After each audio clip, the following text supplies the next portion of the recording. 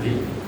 உங்கள் எல்லாரும் எஸ்பெஷலி என்னுடைய கம்பெனி ஃபிமியோடைய ஒர்க் பண்ணுற ஃப்ரெண்ட்ஸை பார்த்து எனக்கு ரொம்ப ரொம்ப சந்தோஷமாக இருக்குது. ஆக்டிவிட்டி பற்றி ஒரு சில வார்த்தைகள் சொல்லியிருந்தேன், ரொம்ப கிளியராக சொல்லிட்டாங்க. வரைமுறைகள் வந்து 5 நிமிஷம் பேசணும், ஆட்டிடியூட் மட்டும் பேசணும். அப்படி கிளியராக சொன்னதுனால எனக்கு ஆக்சுவலியை பற்றி பேசணும்னா ஆட்டிடியூட் அப்படியே பார்க்கணும். 2 விதமாக எடுத்துக்கலாம். நம்ம தமிழில் ரொம்ப அழகாக சொல்லியிருப்பாங்க, அணுகுமுறை அதே ஆட்டிடியூட் தான். அது மாதிரி நம்ம என்ன திங்க் பண்ணுறோமோ நம்மளுடைய மனோபாவமும் அந்த நம்மளுடைய அப்ரோச் தான். இந்த 2 விஷயம்தான் ஆட்டிடியூட் முடியும். எஸ்பெஷலி நம்ம இந்த ஃபேக்ட்ரியில் ஒர்க் பண்ணால் தெரியும். எஸ்பெஷலி இங்கே நான் பாஸ்ட் பேசும்போது சொன்னாங்க கம்பெனி என்ன கொடுத்ததுன்னு. அது வந்து ஒரு வாழ்க்கை பாடத்தையே கொடுக்கும். கார்பரேட் கம்பெனி வந்து நம்ம என்னெல்லாம் நம்ம கற்றுக்க முடியாத வெளியே அதை அப்படியே நம்ம கற்றுக்கலாம்.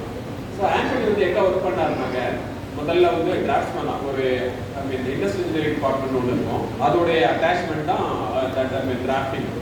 அங்கே ஒர்க் பண்ணார். எல்லா தலைவரையும் அங்கே இருக்கும் வச்சுக்கலாம். முதல்ல டிராயிங்கில் பிடிச்சதாக இருக்கும், ஏதாவது பண்ணி முதல்வர்கிட்டே இருக்கும்.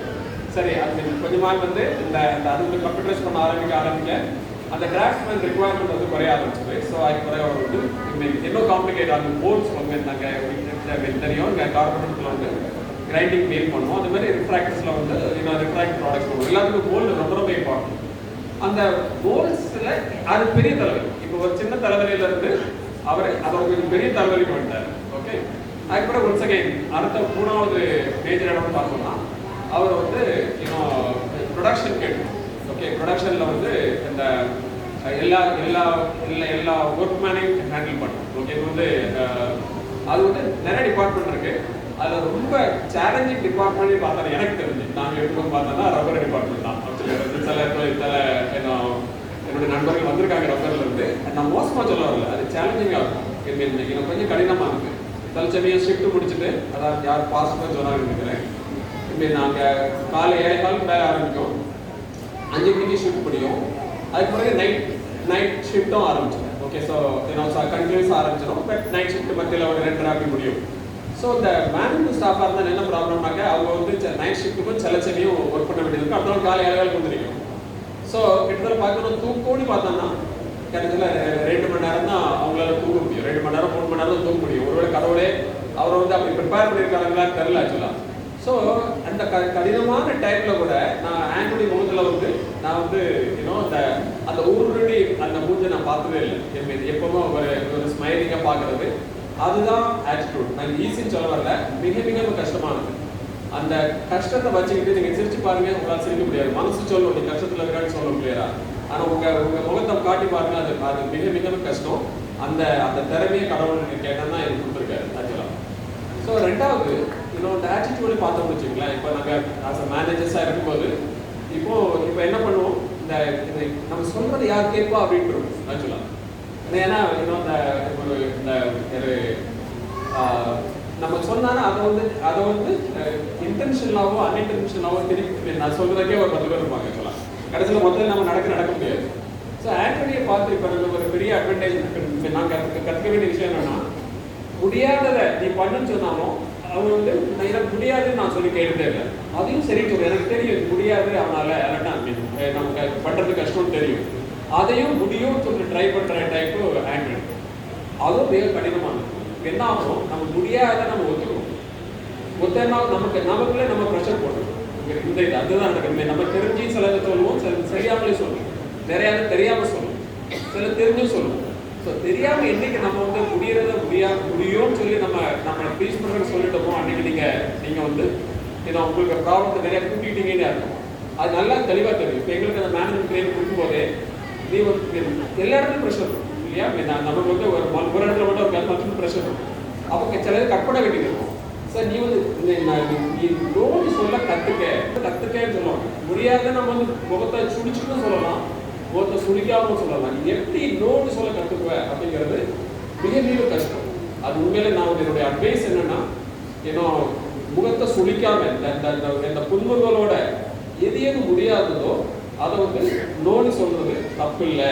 அதனால நான் இப்போ என்னுடைய எக்ஸ்பீரியன்ஸ் என்னன்னா, சில விஷயங்கள் வந்து நம்ம அதே மாதிரி இருக்கிறதும் கரெக்டாக தான் இருக்கும். ஸோ 3வது விஷயம் நான் சொல்ல போறேன்னா, ஒத்துழைக்கிறது ஆட்டிடியூட் வந்து எப்படி கோஆபரேட் பண்றது. அது ஒரு ஏன்னோ இந்த முன்னாடி உள்ள கமல்ஹாசன் படத்துல ஒரு பாட்டு வரும், என்னது ஏன்னோ என்னது இந்த சொன்னபடி கேளு மக்கூர் பண்ணாவே அப்படின்னு வரும். ஸோ அது இந்த மெயின் பிரச்சனை வந்து இன்னும் அந்த ஃபேக்ட்ரியில் நாங்கள் ப்ராப்ளம் ஃபேஸ் பண்ணுறது என்னன்னா இந்த மக்கூர் பண்ணுற கேஸ் தான். இன்னும் நல்லா போயிட்டு இருக்கோம், எல்லாம் ஒன்றாடி மக்கூர் பண்ணிடுவோம், அங்கேருந்து அங்கேருந்து ப்ராப்ளம் ஆரம்பிக்கும். அதே இந்த நம்ம நிறைய இடத்துல பார்க்கலாம், பிள்ளைங்க மக்கூர் பண்ணுவோம், நம்மளே மக்கூர் பண்ணுவோம். ஆக்சுவலாக அட்வான்டேஜ் நான் வந்து ஆண்ட்ரில் பார்த்தேன்னா நான் ஆண்ட்ரி மக்கூர் பண்ணி நான் பார்த்ததே இல்லை. ஆக்சுவலாக 15 வருஷத்துக்கு மேலே ஒர்க் பண்ணியிருக்கேன். ஒரு நாள் இது தலைவலியா அந்த கேஸ் அப்படின்னு நான் நினைச்சு பார்த்தே இல்லை. அது உண்மையில ஒரு பெரிய கடவுள் கொடுத்த பெரிய வரப்பிரசாதம். இந்த 2 மட்டும் நான் சொல்லிட்டு நான் முடிச்சுக்கிறேன். டைம் எடுத்தது ஆயிடுது. இந்த திருக்குறள்ல ஒரு பொருள் வரும், குணம் நாடி குற்றமும் நாடி அவற்றுள் மிகை நாடி இருக்க குழல் அப்படின்னு வரும். ஓகே, ரொம்ப அழகா சொல்லிருப்பாரு. 2 இருக்கு. குணம் நாடி நல்ல குணம் தான் எல்லாருக்கும் நல்ல குணம்னா நம்பிக்கை பிடிச்சு போகணும், பிரச்சனை கிடையாது. குற்றமும் நாடி குற்றத்தையும் கம்பேர் பண்ணுவோம். ஓகே, அதே மாதிரி நான் சப்போஸ் நான் வந்து ஆன்டிபயோட்டிக்ல இருந்து குற்றத்தை கம்பேர் பண்ணேன்னா நான் ஜஸ்ட் லுக்கிங் அட் குற்றம் எனக்கு வந்து எனக்கு கண்டுபிடிக்கவே முடியல. நான் பெருமையாக சொல்ல வரேன், உண்மையில கடவுள் அது ஒரு பெரிய வரப்பிரசாதம். ஒரு அந்த அந்த அந்த இதை நிச்சயமா வாழ்க்கை ஃபுல்லாக அதை காப்பாற்றிட்டு அதை கேட்டுக்கொள்கிறேன். கடைசியா பைபிள்ல இருந்து மட்டும் ஒரே ஒரு வார்த்தை சொல்லிட்டு நான் முடிச்சுக்கிறேன். இது வந்து பிலிப்பியர் 2 3வது வசனம் 4வது வசனம். ஒன்றையும் வாதினாலாவது வீண் பெருமையினாலாவது செய்யாமல் மனத்தாழ்மையினாலே ஒருவருக்கொருவர் தங்களிலும் நேர்மையானவர்களாக என்ன கடனீர்கள். அவனவன் தனக்கானவற்றை அல்ல பிறருக்காகவும் நோக்க கடவுது. இதுல என்ன வந்துருக்குனாங்க 2 விஷயங்கள் உள்ள கேள்வி.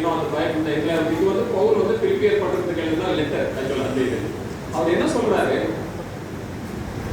அந்த ஆர்குமெண்ட் பண்ணாம வீண் பெருமை ஈகோனால நீங்க பண்ணாம நீங்க மற்றவங்களை நீங்க வந்து நல்ல உயரம் வச்சு நீங்க பாத்தீங்கன்னா எல்லாமே சரியாயிடும், ஒன்றும் ப்ராப்ளம் இருக்காது அப்படிங்கிறது அதனுடைய மொத்த கருத்து. 2வது, நீங்க வந்து உங்களை மட்டும் பற்றி எண்ணாம நீங்க மற்றவங்களையும் பற்றி மற்றவங்களுக்காகவும் நீங்க என்ன ஆரம்பிச்சீங்கன்னா பிரச்சனையே வராது. இந்த 2ஐயும் அப்கோர்ஸ் இந்த பைபிள்ல வாஸ்து அவர் பண்ணா சொல்ல வரல, இந்த 2ஐயும் ஏதாவது கிளியரா பார்க்க முடியுது. அது மிக மிக நல்ல குணம் இந்த வாக்கு ஃபுல்லா ஒர்க் ஆகும். ஓகே, ஸோ அது என்னுடைய டைம் முடிஞ்சிச்சு. இதில் பேசினா நிறைய பேசிட்டே போகலாம். உங்களுக்கு எனக்கு டைம் கொடுத்ததுக்கு ரொம்ப நன்றி.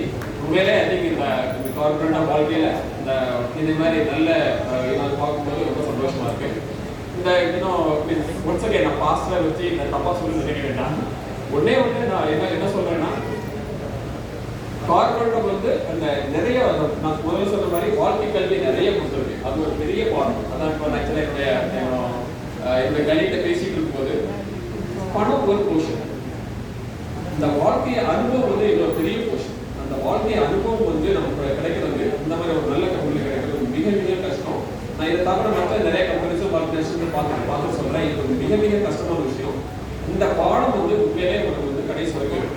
2வது கிளாஸ்ல நான் ஃபுல் பண்ணி நினைக்க வேண்டாம். அந்த சங்கீதம் முதல் சங்கீதம் 3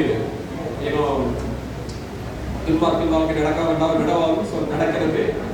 2வது உட்கார்றது நீக்கிறது, இது இல்லாமல் உட்கார்றது. ஸோ அந்த 3 சொன்னாங்க.